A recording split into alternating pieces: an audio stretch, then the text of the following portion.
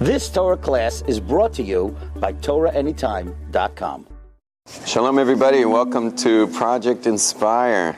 Really exciting to be with you. I for years wanted to be part of this Shabbaton, and finally, after all these years, it's happened.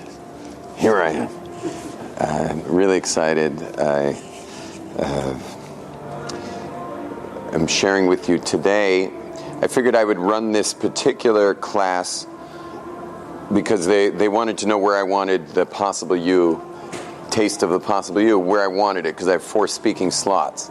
So I said, why don't we put it on Friday? That way, if the people decide they'd like to actually do the seminar, so they could actually come to it and have at least the most advanced warning as possible, as opposed to hearing about it Saturday night or something. So you're hearing about it now. Here's the flyer. I have plenty of these to hand out. I'll give them to you after the shir. And it's going to be in Lawrence. For the first time ever, I'm holding it in Lawrence, in Long Island. And I've been running it so far in only Haredi communities, which have been Borough Park, Flatbush, Monsey. It's generally run in Yerushalayim. That's where it's been run for the last 15 years. And now I'm trying to reach out a little bit to the non-black attitude community. And we'll see how it goes. But one thing I can tell you is last night was the introduction, and the men's side was packed. And the women's side was not packed. Now, that might have been Thursday night. But I'm really happy to see tonight the women's side has plenty of ladies, and the men's sides. But I mean, you never know. But if any of you ladies would like to be part of what you're about to hear, first of all, you will thank me forever. You'll also wind up texting me every day, probably for the next year, because that's what they do after the seminar. And it's only to express gratitude and breakthroughs and experiences they're having suddenly with their husband and with their children and their grandchildren, and really amazing feedback, which is happening. My last group I did 2 months ago in Monsey, it was a women's group, and they are still on the average of 50 to 70 texts per day on the group. Just sharing victories and giving chizuk to each other before big job interviews or big things they're doing that like one through a bat mitzvah, and normally she just falls apart before the bat mitzvah, and then she drinks a little wine before the bat mitzvah, and then it's how she survives the family simcha. And for the first time of years and years of throwing simchas, she actually enjoyed every second of her own simcha. And, it's just amazing breakthrough results that people have. Just logistically, there's a men's seminar starting Sunday. It's going to be from 1 p.m. into the evening. It's on all non-work hours. That'll be from 1 p.m. Sunday after Project Inspire, and then it will go till the late night. And then every night after that, Monday, Tuesday, Wednesday, the men's seminar continues from 7 p.m. till 11. The women's seminar is on all work hours, and that is going to be daily from 10 a.m. till 4 p.m., 6 hours a day, 10 a.m. to 4 p.m., Monday, Tuesday, Wednesday, Thursday, 6 hours a day. It's a very intensive time commitment, and that will go till... Just kidding. Now ignore me. Believe me, I know. I just do that for fun. That will go... Someone's shooting pictures of me. That will go from 10 to 4 every day, 6 hours a day, every day. Monday, Tuesday, Wednesday, Thursday. I really feel like... Would you guys mind if I took off my coat? Is that... I'm just feeling a little kind of encumbered.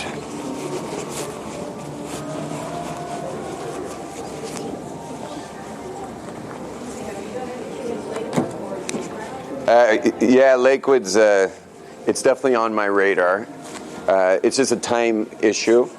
I've not gotten to Lakewood yet. I do actually have a wife and kids in Jerusalem, where I do a lot of work, and I don't have a ton of time over there in Yerushalayim itself. So I make these little windows. For example, because of Project Inspired, I made this seminar. If it wasn't for Project Inspired, I would not be even coming to Lawrence. So I generally book it like that. The next seminar is in Jerusalem for women. If you know anyone in Jerusalem, that's the 27th of March. The seminar after that will be Toronto, please God, which will be in Thornhill, Toronto. Seminar after that is probably Mexico City. And then, please God, we're going to make it back to the East Coast before Shavuos.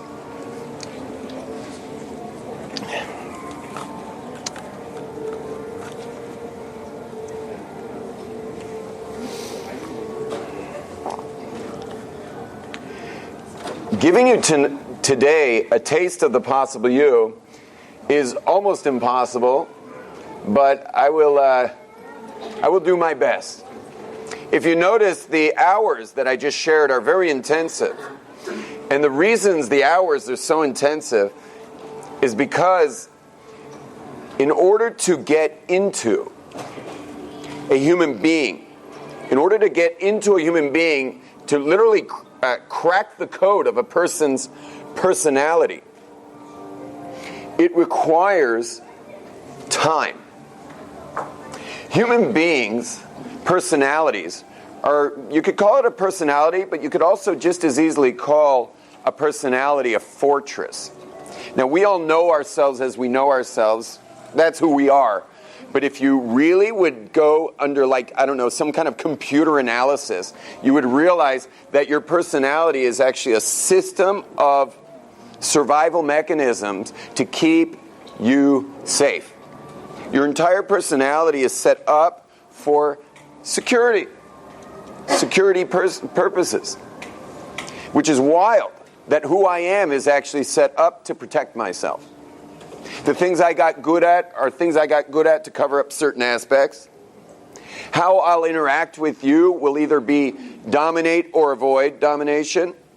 So if I can dominate, I will. If I cannot dominate, I will run away probably, but I'll get out of the situation quickly. The interaction, the way I'm using words, is to seem smart.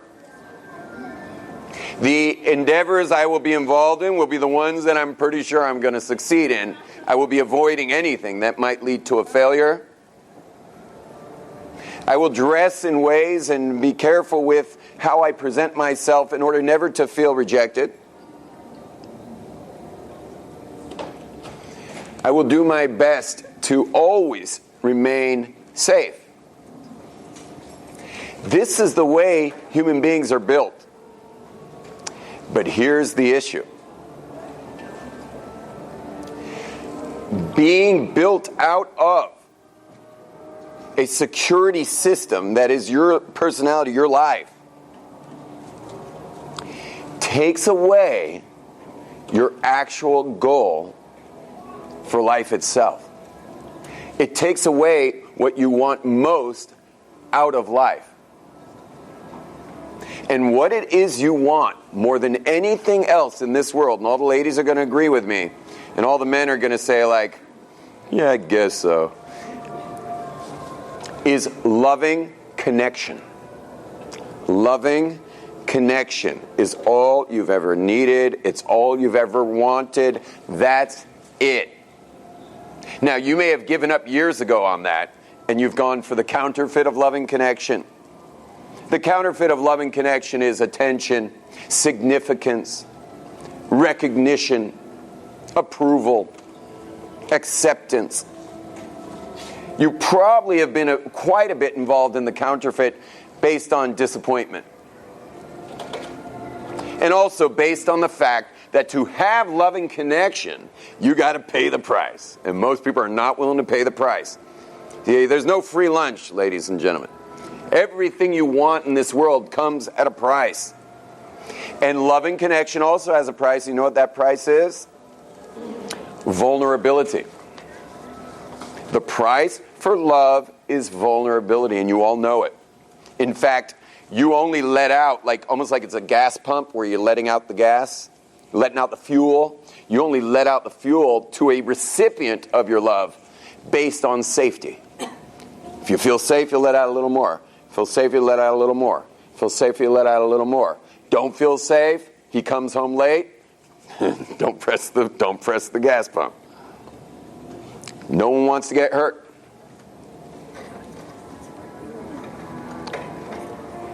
The price for love is vulnerability.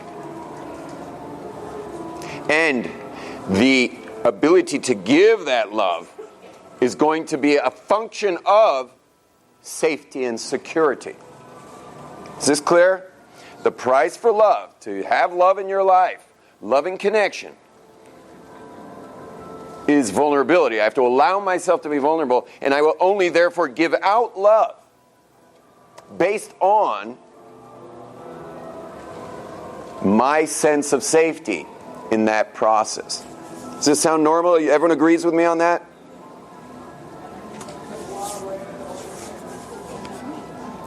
Well, guess what? If your whole entire personality is built out of protection devices, it will preclude you ever having full, connected love in your life. Meaning you have created, not purposely, but you have created the exact perfect conflict of a great desire for loving connection in this world and the impossibility of accessing it because of the personality being a fortress of protection. It's clear? Now, this is very heavy stuff I'm saying right now. Very heavy stuff. Because if your deepest desire is being blocked by your actual personality, what are you supposed to do with that? What are you supposed to do with that? My very instinct for protecting myself is in the way of achieving that which I need most. It would be like, every animal in the world has survival mechanisms, like a porcupine has its spikes, and a lion has its teeth and claws, and every animal is built to survive, and every animal is built to also achieve that which it needs, which is its sustenance. But what a human being needs for sustenance, it cannot achieve because of its instinct to survive. Human beings are built for love. After the Holocaust, the orphanages were filled with children. Thousands of children were pouring out from where they had been hidden and into these orphanages. The places were packed. They had to bring in more beds, more blankets, more supplies. And for some reason, despite the shelter, clothing, and food that these children were given, the children were dying. They were getting sick and dying, and they couldn't understand why. And eventually they realized that the reason why is because, they noticed the quieter kids are the ones who are dying, and the ones that make noise and cry are the ones who were staying alive.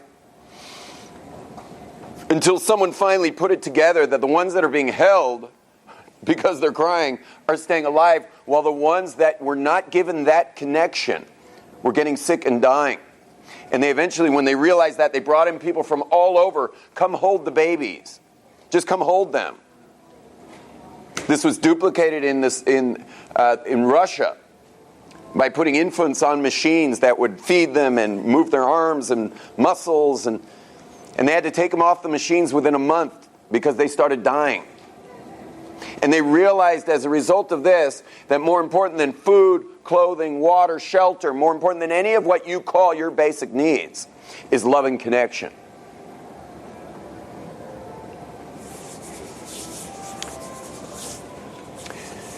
Before God created the world, God existed in undifferentiated oneness.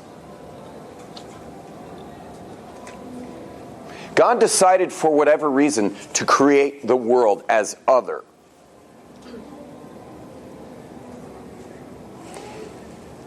Why?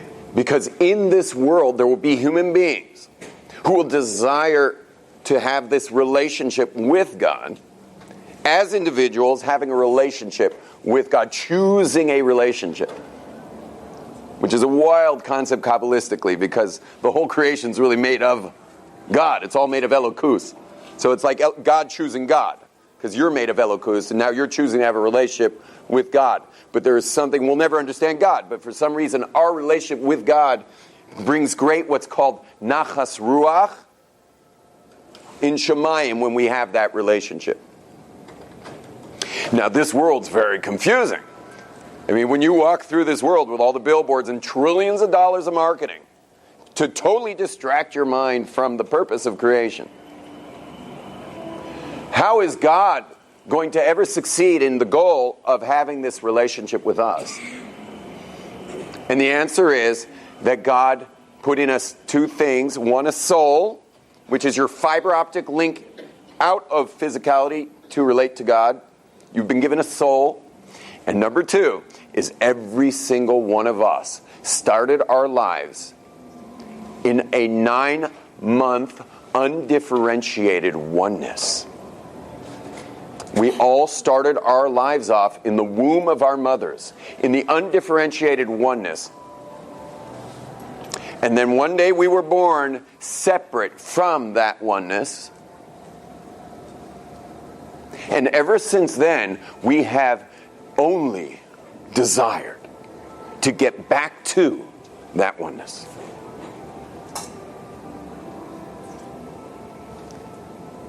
God made this easy for us by giving us these beautiful antennas, butterfly antennas, that receive, give, love, connection. And you'll notice, meet any 2-year-old toddler in the world, you will see that they are total engagement, total connection, total intimacy. Those little 2-year-olds, 2.5-year-olds. Their antennas are completely intact.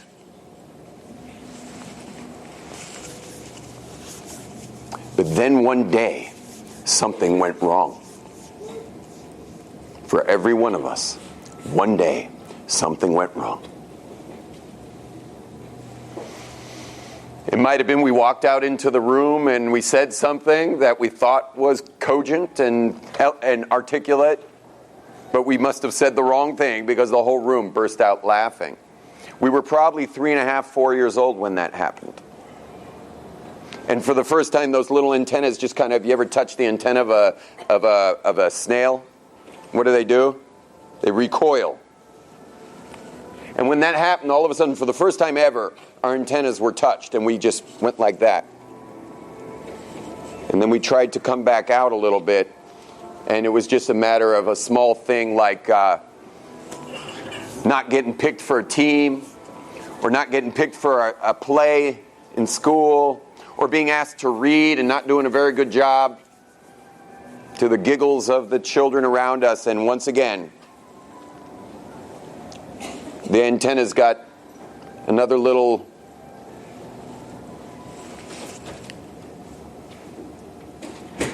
not getting picked up from school, being the only kid left outside, or being left in shul, or losing your mommy in the market. You're not my mommy. Bah! There is no way to protect our children from all the myriads of incidences that take place in a given day. But here's the real scary factor. And the scary factor is that once a couple of those incidents take place growing up, once a couple of those incidents take place and you start to develop a sense of self based on those experiences, i.e., not good enough, not pretty enough, not handsome enough, not, or let's say ugly, dumb, unlovable, unacceptable, incapable, weak, small, helpless, worthless. I mean, you name it, because every circumstance will have a takeaway. Every circumstance you have as a kid has a takeaway. And that takeaway becomes a stamp on one's so far unformed personality.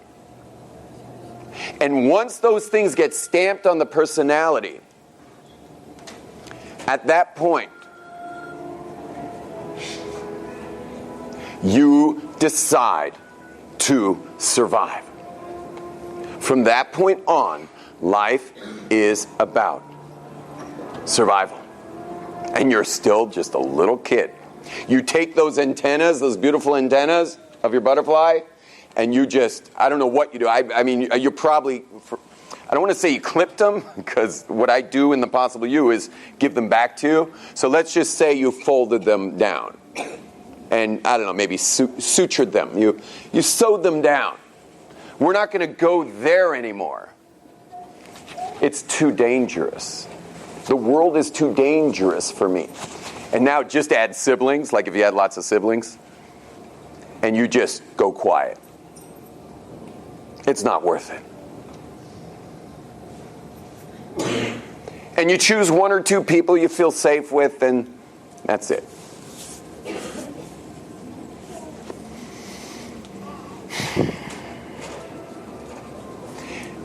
Ever since you came to this world, all you have wanted is loving connection. That's what you're here for. It's what's called in Lashon HaKodesh, Devekes, Achdus, Ahava. It's what we're here for. It's for us to have this with God, with one another, and with ourselves.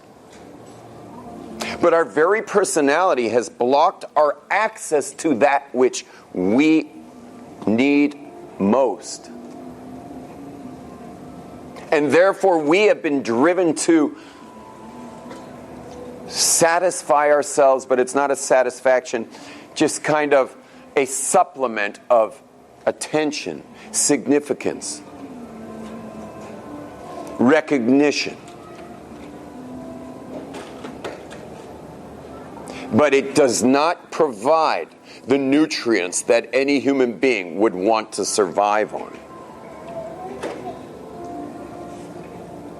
And so in the end, we are ripped off, and we spend our lives not interfaced with the people who are actually closest to us.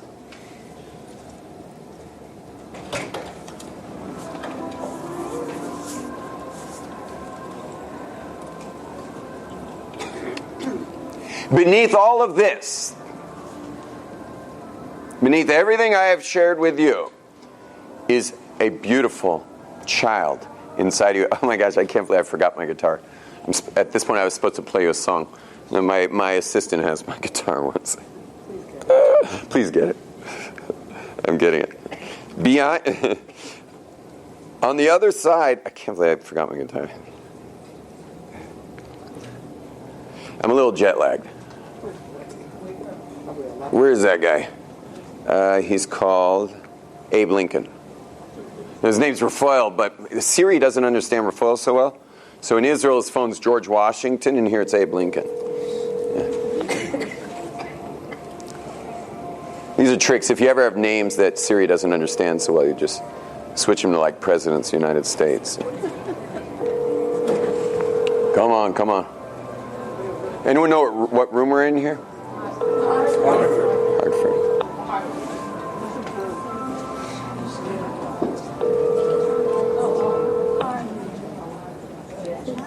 Hartford. Please leave. Oh, great. Try that again. You mind just dialing him once in a while? Well, you need him. Yeah, he pulled up with, it was in the car, but now it's probably in this building somewhere. Okay.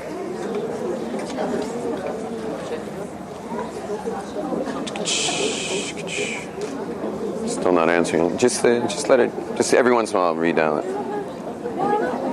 Okay. Shh. How you doing? Oh, it's him? Oh, Baruch Hashem. Raphael? Yeah. Hi, I forgot I needed my guitar for this class. If you can get it here like ASAP. We're in Hartford. Yeah, it's right near the entrance off the parking lot. It's exactly to the right of the entrance from the garage. Yeah, I've seen him. Okay, bye-bye. We're all good. We're all good. I'm sorry? Yeah, I spoke to the mission. Yeah, sure. There's a mission. There's the Chizuk mission. Yeah, I spoke to them too. I spoke to both groups. Okay, that was a brief intermission. Shh. Underneath all of this is a beautiful child that is inside of you. And that beautiful child inside of you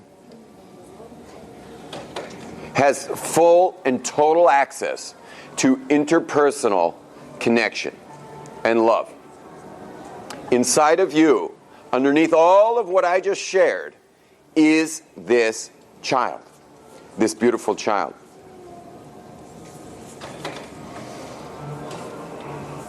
And she, or he, has been waiting for you to get back in touch with him and her. So used to speaking of one gender at a time. He or she has been waiting for you to get back in touch. Let's put it like this. So something I was going to share, I'm sorry. When that got stamped on you, all the things that happened, that became how you got to know yourself, when all those things got stamped, what happened was you started to know yourself that way. Then I guess that's who I am. I must be that person. But what happens next, and I'm going to ask you guys, just let me give a scenario. Let's say a father leaves his kid in shul and realizes, 2 minutes later, turns around and comes back. Now, who's the idiot here, the father or the kid? The father's obviously the idiot. Who feels like the idiot? The kid. And suddenly the kid starts having voices about his or herself. And then the next day in school, the teacher is handing out treats to each kid. And just when the teacher gets to you, the teacher's cell phone rings. And just, shuts off the ringer and then goes to the next kid and perfectly skipped you. And then that night you get home and it's like dessert time, and just when it was time for you to get your dessert, your mother gets a phone call.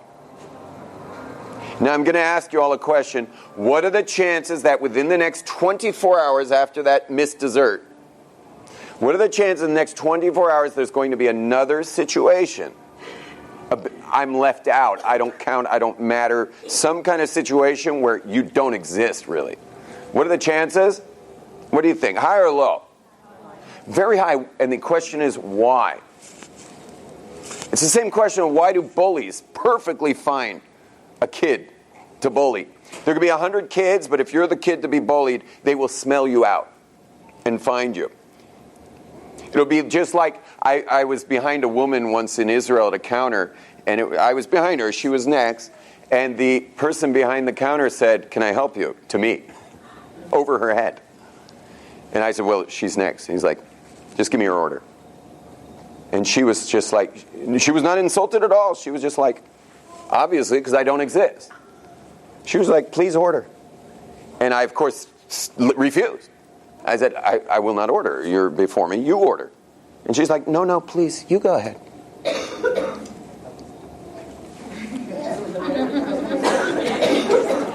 wasn't Israeli, right? She was married. It doesn't matter what... I know, it's funny, but it doesn't matter what nationality you are. If you don't exist, they'll take the person behind you in line.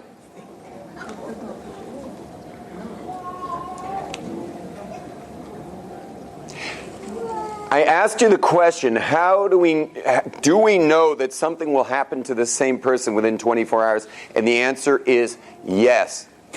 Have you ever been walking on a city street And you think about someone and then they walk around the corner? You ever notice that? Or thought about someone and then suddenly they call you? Is that physically possible? Physically, is that possible? No, it's not physically possible, but it is spiritually possible because there are wave patterns. Oh, thank you so much. Oh yeah, I could use some of those too. Hey, now I know who I am. Are you sure? Yeah. What room are we in? Oh, 570. This is my new roommate, Raphael. I love sharing a room with my assistant. Everyone, Raphael Kalish, he's going to be helping me and has been helping me for all of my endeavors. Thank you very much. And for registration, he'll be available, or I'll be available for anyone who wants to register.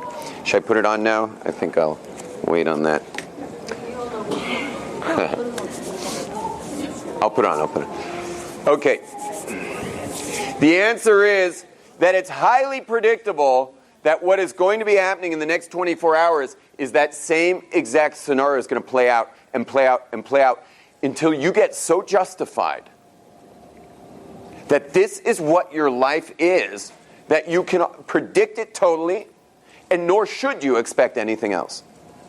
And therefore, every personality mechanism that you have created to protect yourself from feeling that way is going to be there.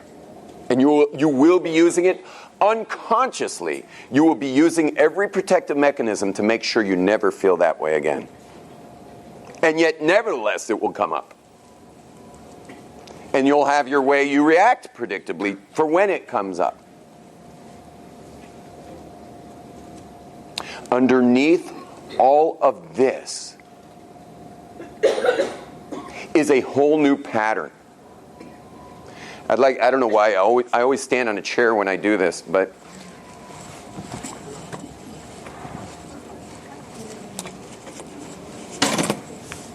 I want you to imagine you're standing on a bridge in like a Japanese pond underneath you, and you're on this beautiful bridge. The weeping willows are all around. And here's a pond that's like a sheet of glass. And you take one pebble, you take this pebble, and you throw it off the bridge, and it lands in this sheet of glass. And what it does is it creates this perfectly concentric circle. And that concentric circle moves in a wave pattern beautifully across the pond. That is the beautiful child in you. And that's why you'll notice, I don't know if there will be toddlers here at Project Inspire, but that's why you'll notice how when you see a toddler, you just can't help but... You hear that? Couldn't have timed that better. When you hear a toddler, you see a baby, you're drawn to that child. They're just amazing. You notice they never break eyes. Where do they learn to break eyes, like to move away with their eyes, to disengage? From us. They learn it later. When they hug with all of their being. When you cried with everything you had. When's the last time you cried like that? Except for probably maybe feeling sorry for yourself or something. But to cry with a full cry like that. When they laugh with a belly full of jelly. How many times did you try to stand until you succeeded? Can you imagine at your age now you tried to stand? If you tried to, learn how to stand at this age, you just quit. You know what, I'll just slide around.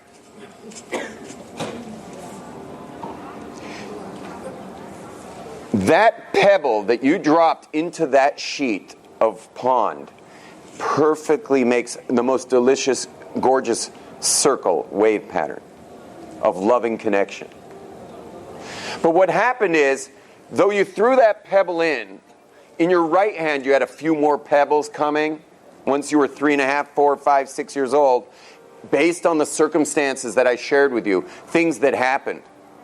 And what happened is, you had that first circle, but then what happened is a couple more pebbles got thrown in. Have you ever thrown more than one pebble in? What it does is it creates what is called in physics interference patterns. So that they're each making a perfect circle, but they're interfering with the other wave patterns. And now you have interference patterns coming across. It's no longer that beautiful wave pattern. And that new wave pattern is going to draw other people's relationship to you to, as I said before, the same exact scenario is going to recreate itself over and over again. Now, but guess what? You have another handful of, forget pebbles, you have another handful of gravel. And you know what those little tiny rocks are? Those are the personality moves we make to never be hurt again. So as I said, there were things that happened that we believed about ourselves, and then there were all our other moves we made to protect ourselves from ever being hurt again. And so imagine now a handful of gravel into the water.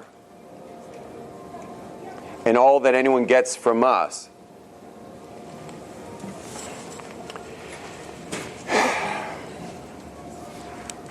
is our protection. And the child inside of us slowly withers away. Every one of you remember a time where life was much better. Because that time where life was much better was when you were that toddler.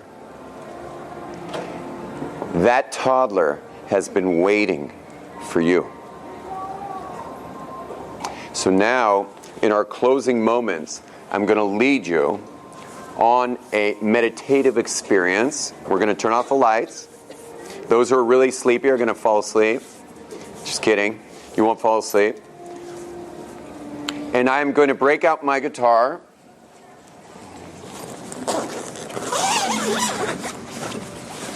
And you are going to take a little journey back to the beautiful child in you.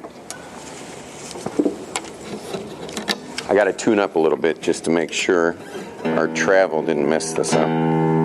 This is going to come out great on video, by the way. You have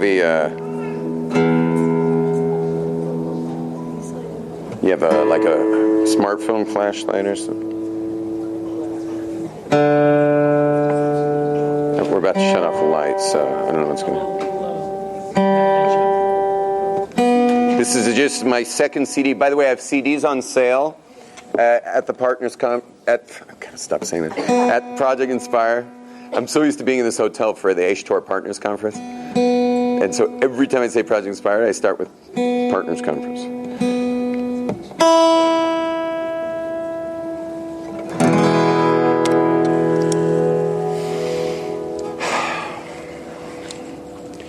Everyone, relax, and let's, could you do me a favor over there? Just start off with the AC system at the top. See if you can turn that off. Is that have power available? Just see if the power button's available on that to shut it off, just to get quiet. Oh, great. Oh, that's nice, like that, yeah. Oh, we may have some light. Is there a power button on there, or it's not available? What'd you say? That one is off. Yeah, I want to. Oh, it's off? Yeah. Okay. Can you just check that AC system, see if the light, if you can shut it off? Okay, and then if you can just hit the lights, these overheads. Oh, nice, nice. Okay, don't worry about the AC if it's still on. It's not a big deal. Okay, here we go.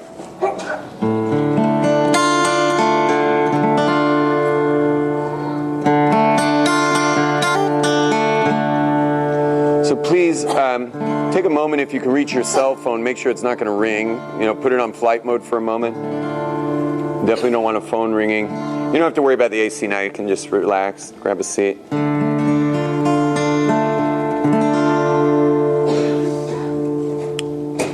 Throughout the Possible You seminar, for every couple points that we make, we turn off the lights and we go into what we call a deepening.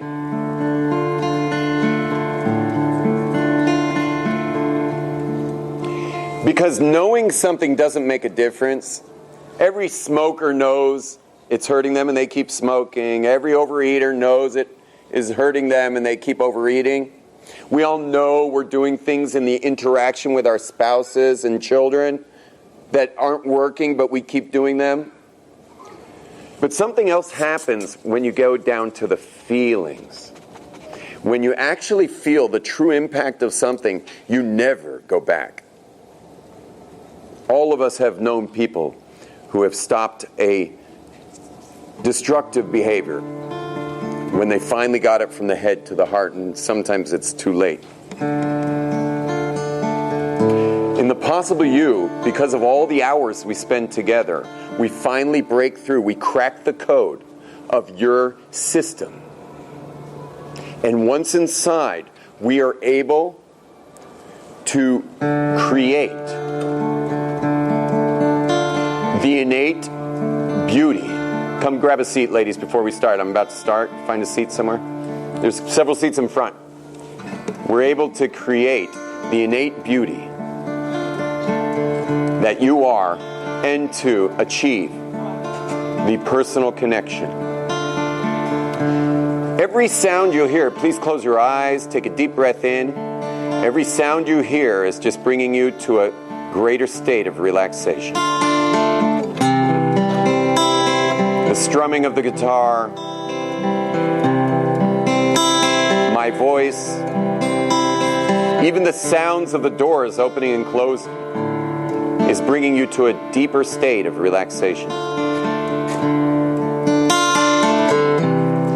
And the sound of the music outside as well, and the sound of the ambient noise of the voices is bringing you to a deeper and deeper state of relaxation.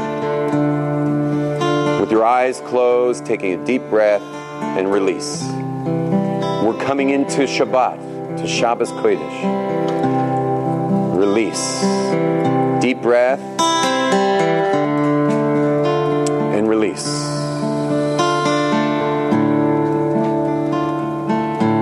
Everything is bringing you to a deeper state of relaxation. What you would call distractions are actually enhancing the experience of relaxation.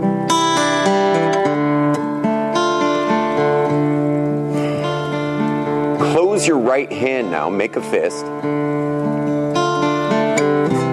and put inside your right hand everything you ever thought or believed about yourself. Every limiting statement, only the negative ones. Everything you ever thought about yourself from when you were a kid, all that you believed about yourself, based on those circumstances. Put it in your right hand, make a fist. Whether it was your looks, perhaps you thought you were ugly, perhaps you thought you were dumb, unlovable, unacceptable, unworthy, or worthless, weak, small, invisible, incapable, not as good as some sibling, perhaps.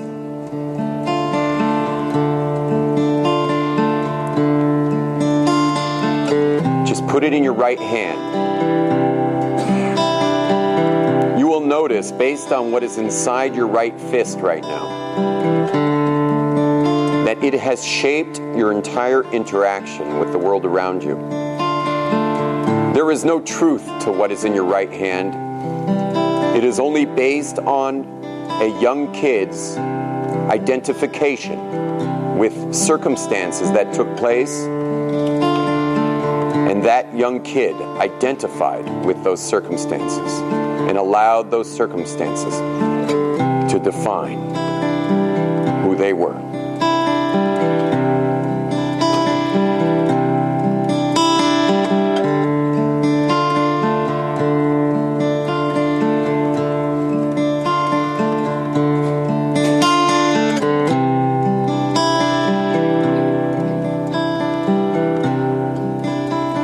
realize that whatever your schedule permits or doesn't permit, one thing is for sure, you will always be with you during that time.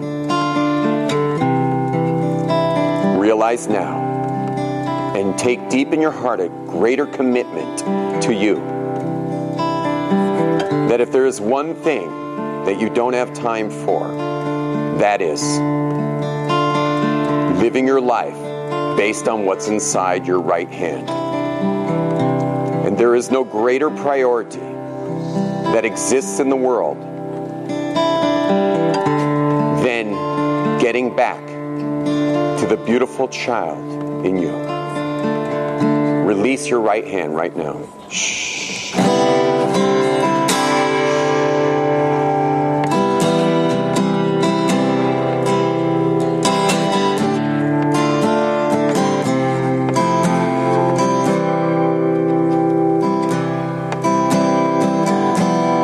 To drive a car for thousands of miles for years and years without servicing that car. You know that car will break down.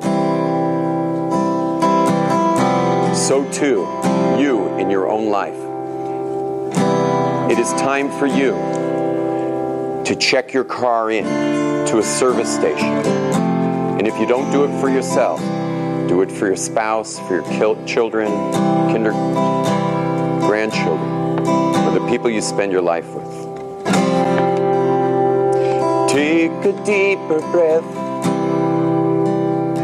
Take a smaller step. Let your motor cool.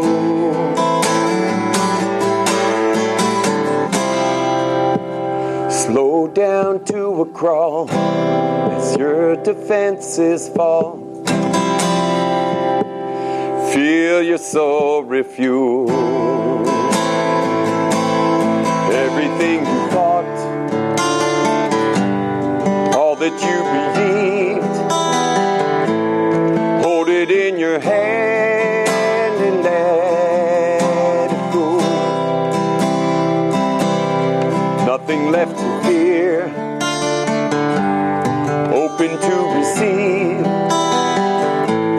setting free the child, the beautiful child in you. Do a little dance, sing a simple song, laugh so hard you're crying.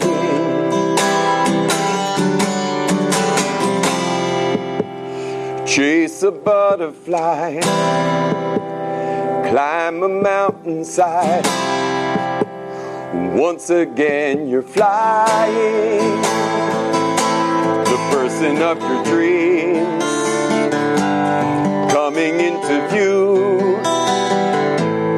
Nobody can take that dream away. Somebody who trusts,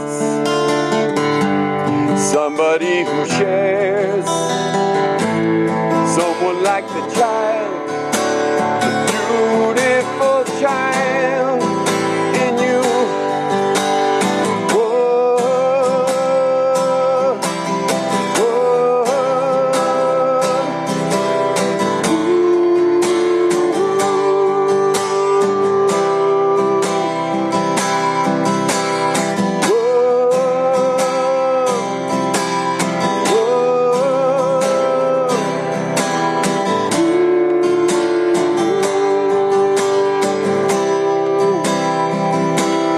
everything you thought, all that you believed, hold it in your hand and let it go. Everyone you love, want you to achieve, they want to meet the child, the beautiful child in you. The beautiful child is you. Whoa.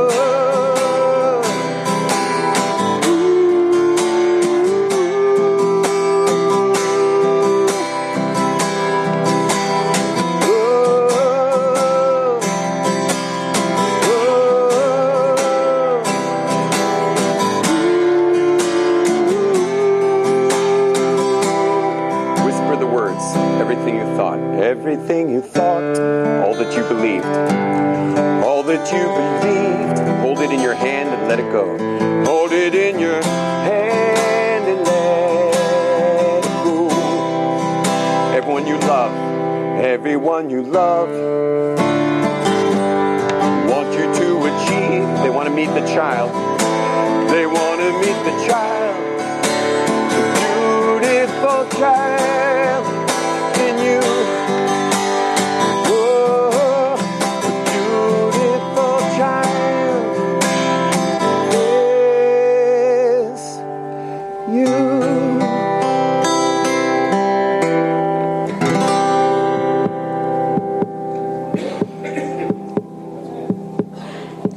On the count of 5, opening up your eyes, coming up 1, 2, 3, 4, and 5, opening up your eyes.